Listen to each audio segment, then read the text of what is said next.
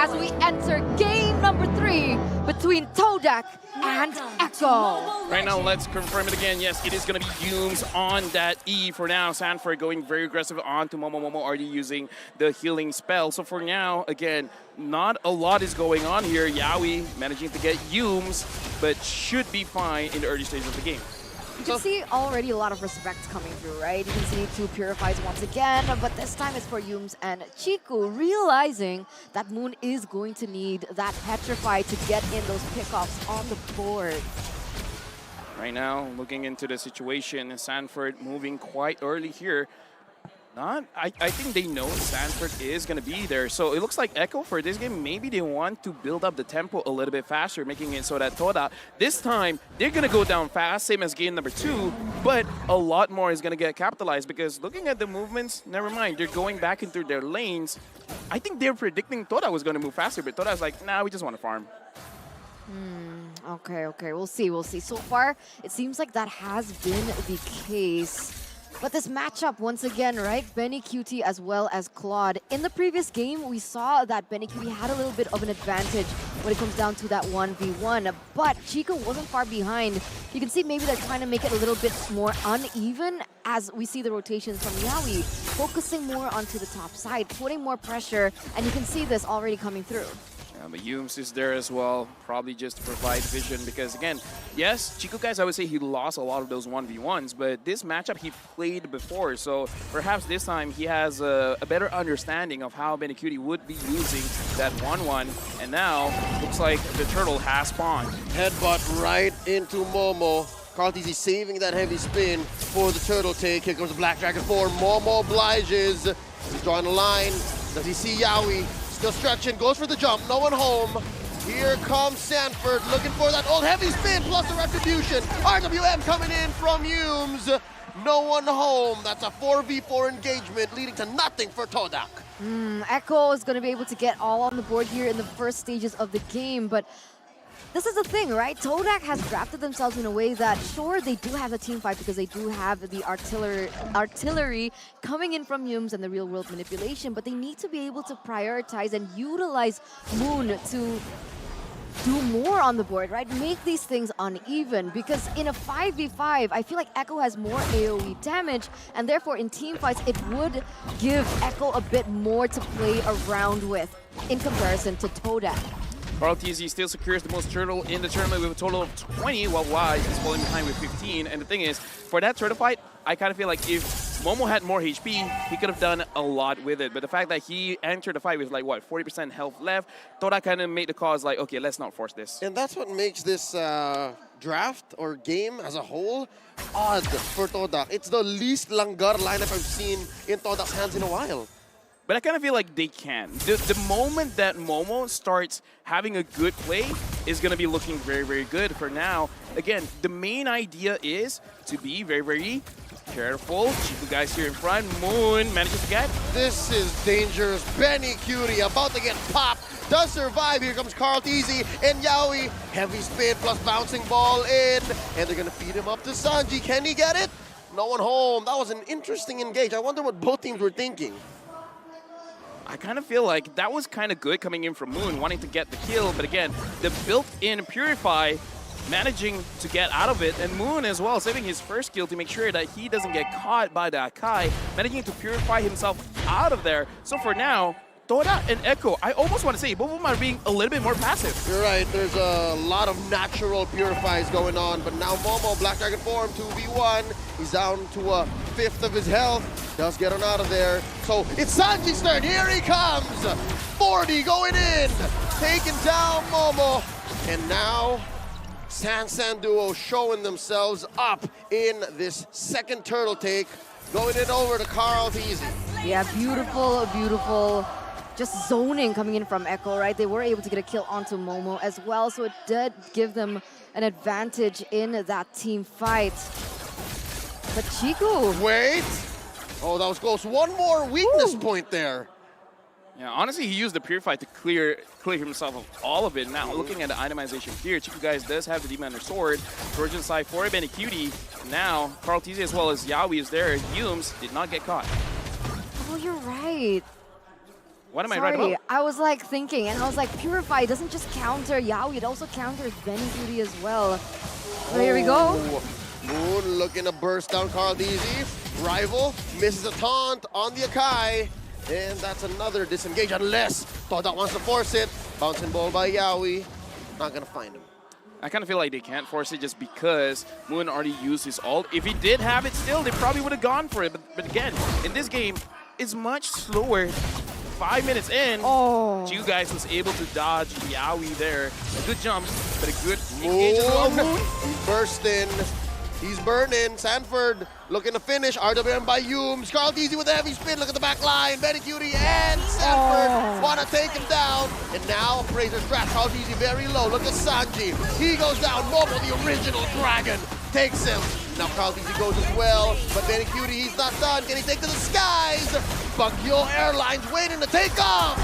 One-way ticket to Phnom Penh and a double kill. Yeah, 2 for 3 trade in that engage, and it is going to favor Echo a little bit more, especially that those kills were given to Benny Cutie, the hero, the player. I mean, that you don't want to feed in the gold department. You can already see the difference between the 1-1 and the Claude. For now, everyone... Oh, actually, Rival has a small lead in terms of gold against his opposition, against Carl Easy. But again, it's not that much. For now, Yaoi is starting to turtle. Based on that fight just now, I kind of feel like Todak was also testing the waters. Same with Echo. They want to see how much damage they can really deal with each other. And I kind of feel like looking at how they played now, Momo was surprised. That's another jump in, coming in from the playmaker. Benny Cutie looking for one more. Not gonna need the jump.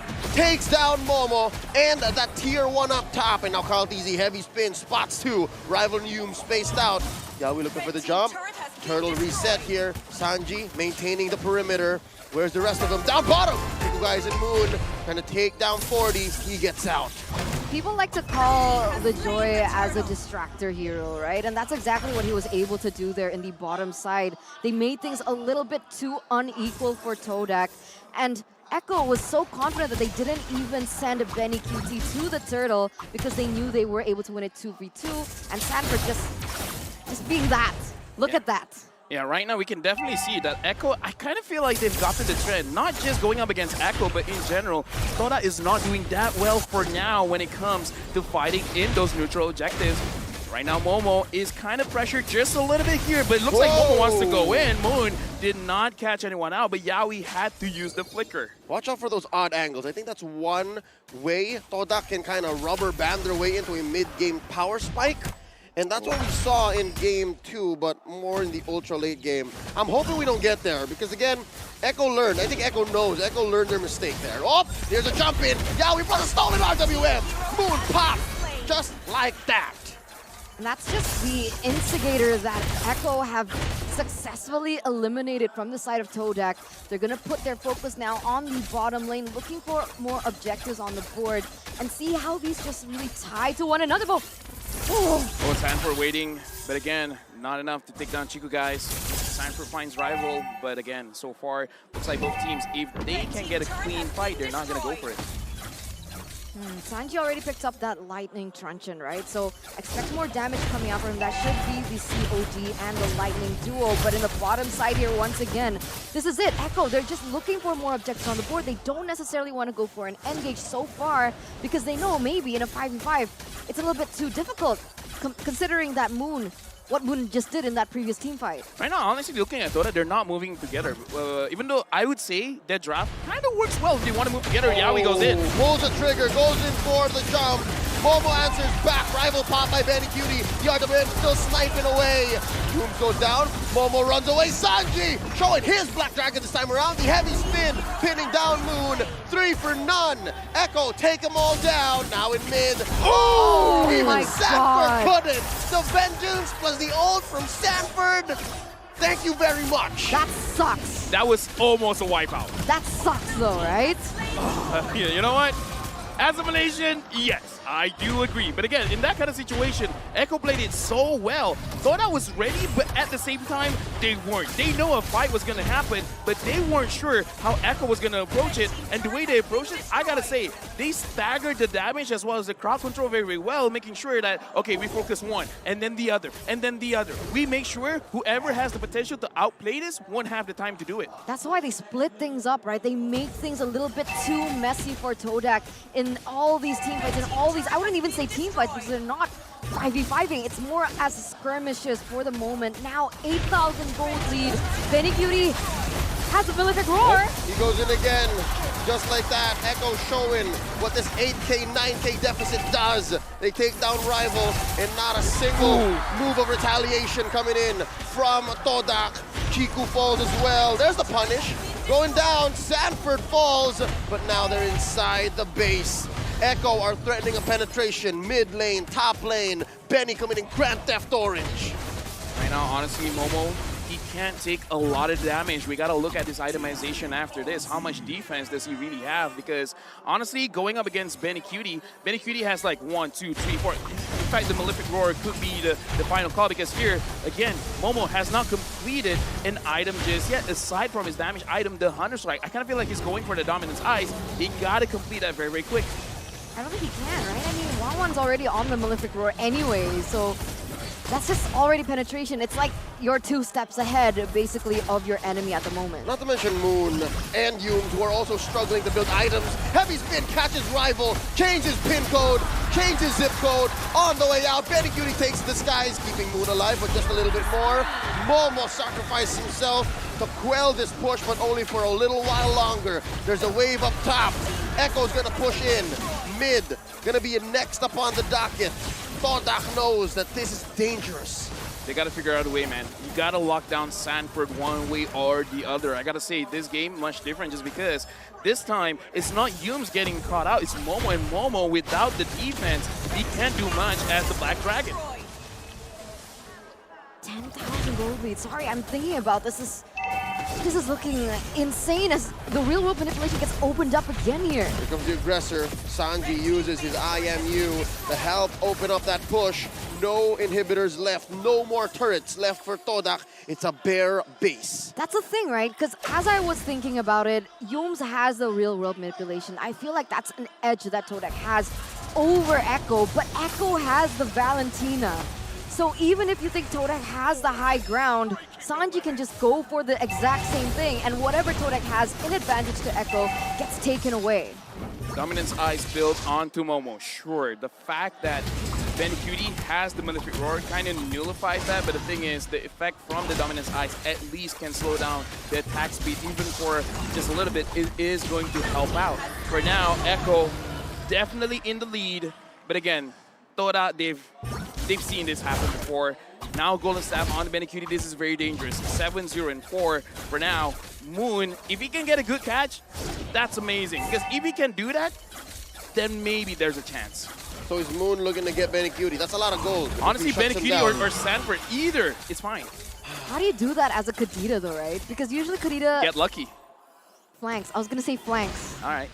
Lucky works too. I prefer to be lucky than good. Okay, we'll see. It's all about timing now as Echo marches on in. Lord comes through. Yaoi catches an ult. There's an WM coming in from Yumes. Moon falls. That's a Black Dragon dancing around, but Momo lands and gets taken down just as quickly. They're clearing the waves. Two guys taken out right outside their base, and now Yaoi's gonna fall here. Rival gets a kill, but then it's a wipeout just as quickly. Echo are sitting at match point. The